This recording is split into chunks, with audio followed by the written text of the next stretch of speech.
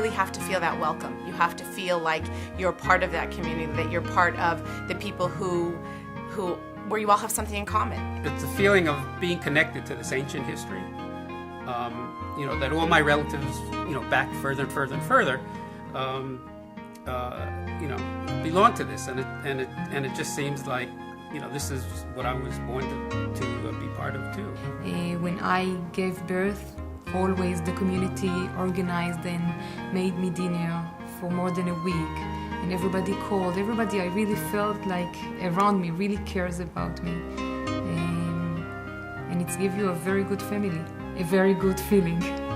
One of the things I look for in a community is a community with people accessible. They don't just go through the motions, they make things happen, they interact with each other, and they don't hide behind this hard-to-pierce persona. And I think that's what we have here. Regarding the very same context of nedarim, of vows. I'm a person who seeks mental challenge, and I found it in the religion. And Rabbi Farkas can tell you I many times posed to him questions that he has to answer. I have to understand why certain things are done the way they are done. I can ask almost everything, okay, and I can ask the hardest questions, and I can be very provocative. And instead of in other places when I do that, I feel like I'm sort of breaking some unwritten rule, okay? I have to be, you have to go along with the flow. People can ask me everything. I'm allowing everything to be asked. And the way I respond could be many times I don't know the answer. But at the same time, I will ensure them that I will go and add another few hours to my day and go research and find how can I respond to that question. There are Russian people that lead the services sometimes.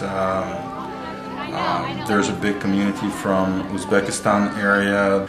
There are a few people from Latin America and Israel, and they introduce their own customs. And it's kind of fun to talk to different people, get their perspective on goings on in the world, and everybody's great and friendly.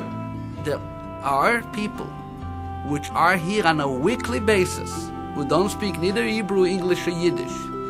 And for 13 years, I speak to them with the language of the heart. I say, Good Shabbos. They say, Good Shabbos. How are you? Good. But we are connected. Wherever you go, there's always someone Jewish. You're never alone when you say you're Jew. There's such an importance in having a Jewish education for kids. It's what reminds them about their heritage, what's important, where we came from. We can only do so much as parents at home to teach them that, and they learn by example, and we can do so much, but they need to be in some sort of a program that really highlights all of that information that we just can't as parents give them. I don't wait for the kids to come here. When I identify a father with a child or a mother with a child, parents who have children, I would call them and make sure and beg by them, in a sense, send your child here, because we believe that that opportunity should be granted to each and every child. Mitzvat. Tefillin. Aleph, bet, bet, Aleph, bet, bet, Gimel, Dalet, hey, Gimel, Dalet, hey, Zayin, Zayin, hey. What I really care about is they are learning about the holidays and about the customs, and they are coming with songs and ideas and art and craft. That it's very, very important for me. And what it says here is that actually the quiet of night and the solitude of travel, when you're not traveling together, part of being a Jewish woman is the desire to connect to spirituality and to something spiritual that can give you strength and support. And I think that women supporting women is very, very valuable. And what I've seen over the course of my many years of running women's programs is the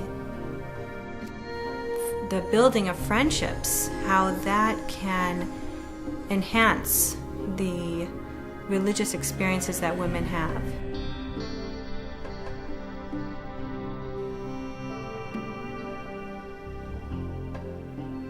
to see ladies that you will not see, that they are coming to shul to pray, or they are not coming for a Rosh Chodesh party or things like that. They will come to the mikveh. And something very, very quietly and very, late at night, that nobody will know about it, they will come to the mikveh, and I'm sure it's bring a lot to their family. And when it's inside your house quietly, it's bring a lot for all the community.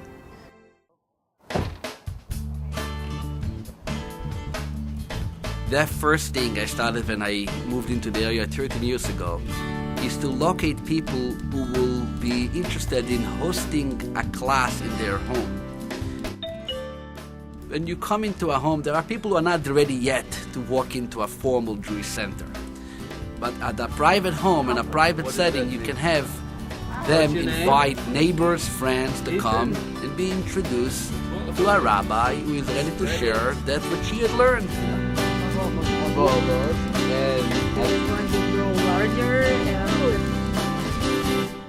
Every week, once a week, usually on Tuesday night, this is the night which I devote to go over to someone's house in the community. They invite the people, and usually those classes go on for years, to a point when we decide it's time to go into another neighborhood, another house. Which we have at Microsoft. We come and mainly I meet people during their lunch break. We learn with them. We become good friends. People come to study. People are very smart and interested in learning.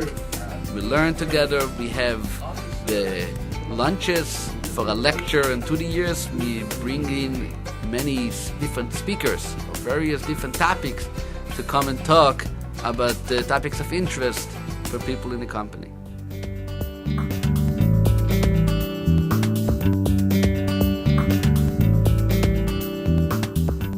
What's going to happen in the coming 13 years?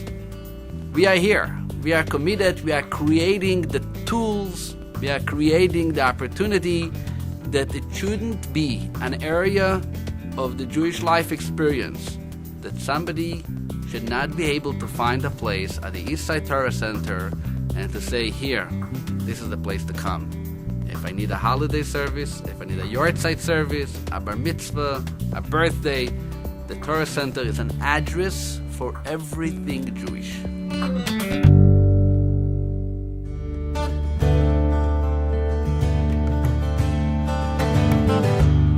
Our vision is to continue and expand it into a full-fledged center.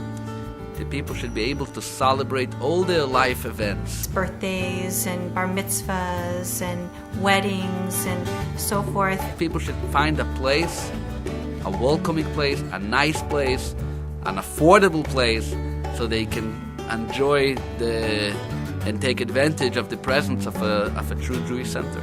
And the biggest joy that my husband and I have from running the Eastside Torah Center is to see these friendships being built, because this is what a community is about. It's about being there for each other, about supporting each other, about enjoying life together, celebrating life together, having someone to do that with. And that is what the Eastside Torah Center is all about, and that's our future.